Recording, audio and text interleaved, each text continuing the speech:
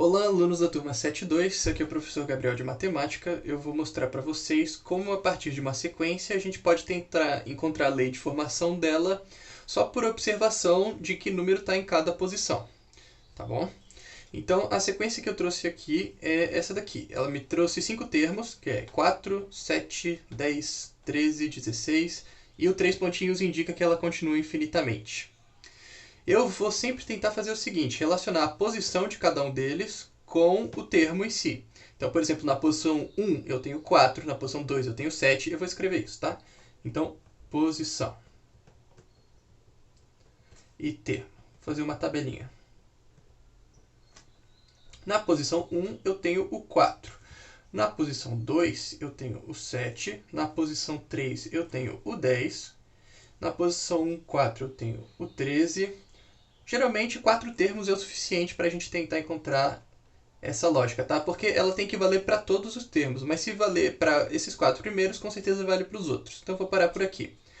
Eu tenho que encontrar qual é a relação entre o 1 para o 4, que é a mesma relação do 2 para o 7, mesma relação do 3 para o 10 e mesma relação do 4 para o 13, tá? Uma das primeiras coisas que eu posso tentar observar é quanto está aumentando de um para o outro. Vocês conseguem perceber que de um termo para o outro está sempre aumentando em 3? 4 mais 7, 3. 7 mais 3, 10. 10 mais 3, 13.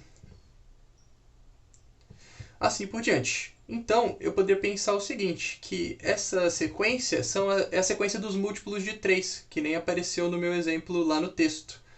Só que os múltiplos de 3 não são 4, 7, 10, 13, né? São 3, 6, 9, 12.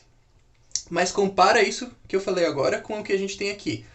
Imagina, o 3 para o 4, 3, 6 para o 7, 9 para o 10. Esses são os múltiplos de 3. 12 para o 13, 15 para o 16. Vocês conseguem perceber que todos esses caras aqui são um a mais do que a sequência dos múltiplos de 3? Olha só, o 4 ele é 3 vezes 1 mais 1. O 7 ele é o quê? 3 vezes 2, que dá 6, mais 1. O 10 é o quê? 3 vezes 3, que dá 9, mais 1. E o 13 também é 3 vezes 4, que dá 12, mais 1. E também o 16 é 3 vezes 5, que dá 15, mais 1. Ou seja, eu encontrei a minha relação. Essa aqui é a sequência dos múltiplos de 3, mais 1.